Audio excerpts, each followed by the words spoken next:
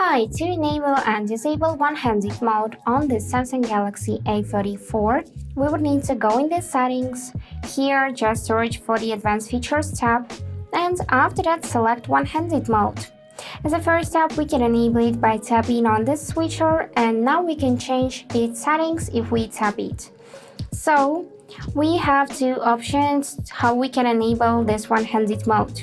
With the help of gestures, so swipe down in the center of the bottom edge of the screen, or with the help of buttons, and in that case you need to double tap the home button. So I'm gonna select buttons, and now let's try this out. And yes, it's working. So here we can also resize it just by dragging the corners. We can move it to the left side or to the right side. We can hold that line on the top and drag it anywhere across the screen.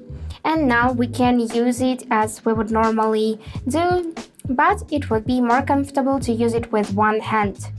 So to exit this mode, you would need to simply tap any free space on the screen, and now it is disabled.